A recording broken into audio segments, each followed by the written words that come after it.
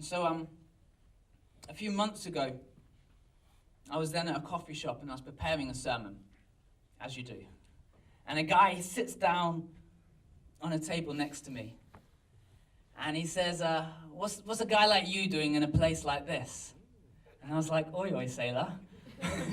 Like, that's a cheap chat-up line, isn't it? Like, hello. But okay, I'll play this game. I was like, okay, who do you think that I am? And he said, well, you're a leader. You're creative. You're your own boss. And you're born in October. And I was like, yes. Like this, I was just freaked out. I was like, yeah, that is all completely true. I lead the church that meets down in the cinema, Soul City. Like, who are you?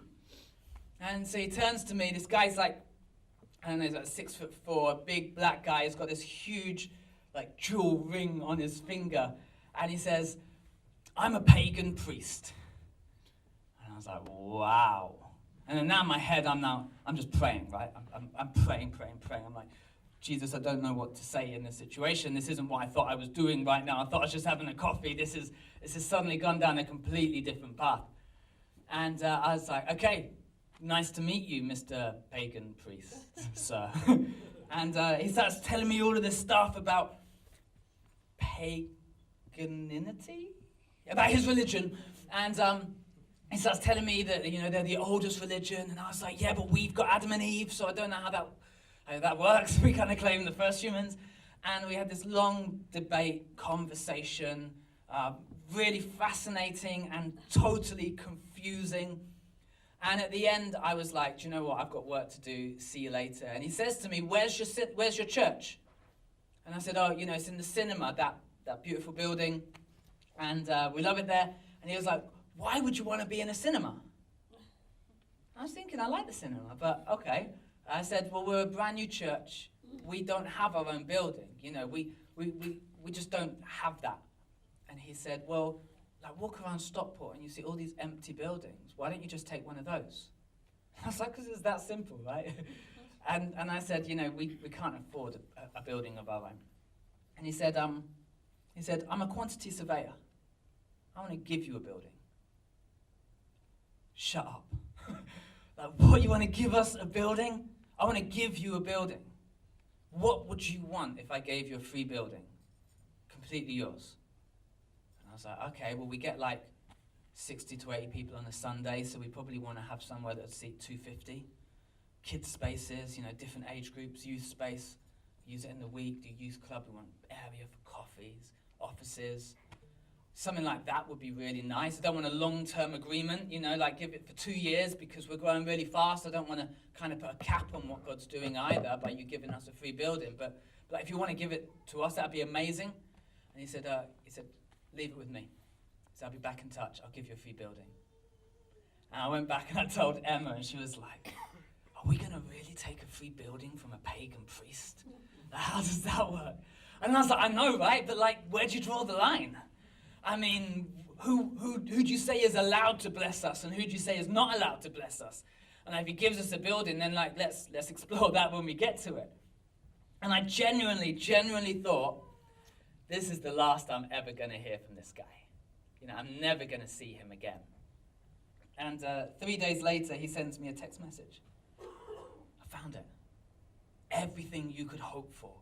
Place where all your dreams will happen. It's exactly what you described and more. And I was like, all right, calm down. This sounds good. He said, will you come tomorrow and I'll show it to you.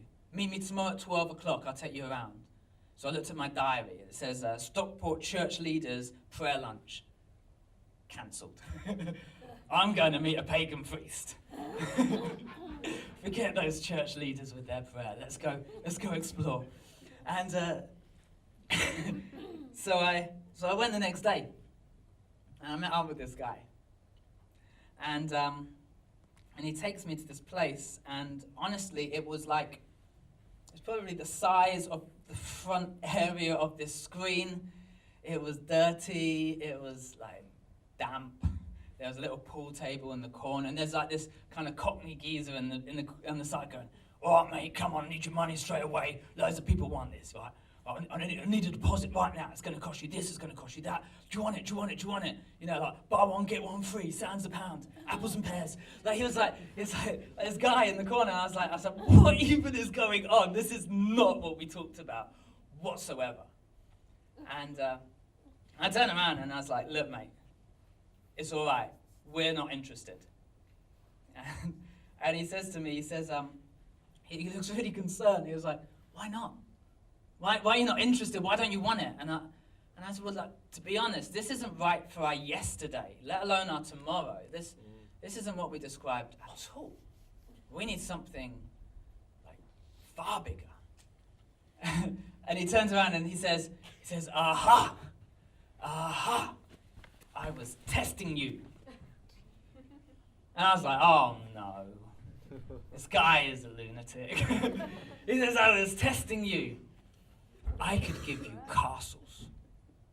I'm like, in Stockport? Like all those castles that no one has taken in the centre of Stockport that are just waiting there. And I was like, oh dear.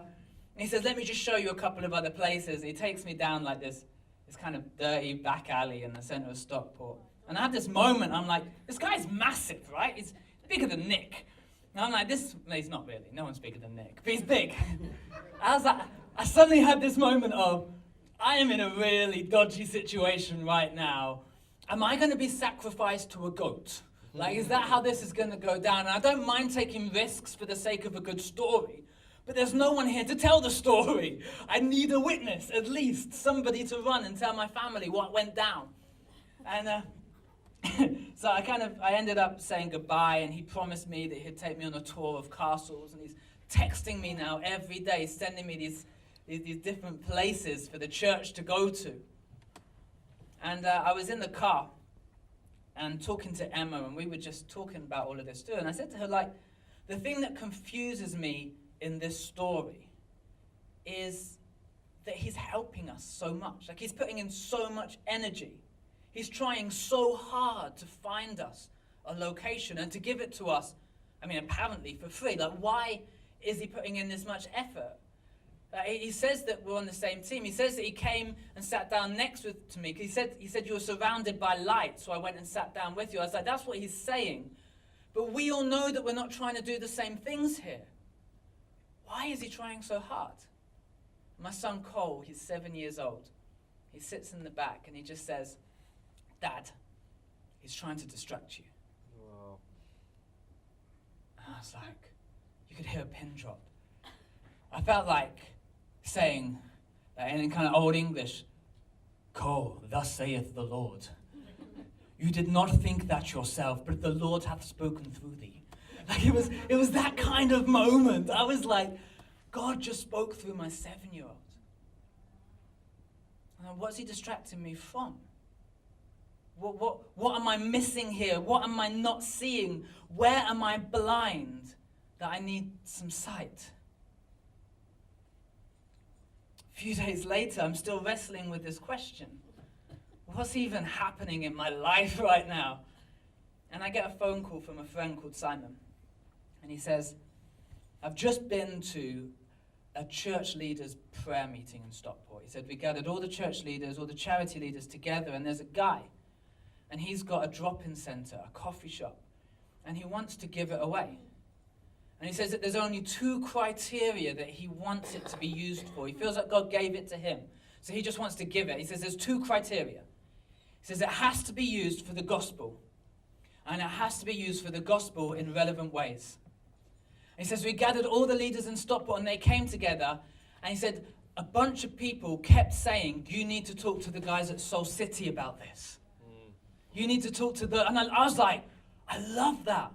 I love that that's our reputation in Stockport, that we're people who share the gospel and we're people who do it in a way that's relevant, in a way that's understood, in a way that's mattered, in a way that changes lives.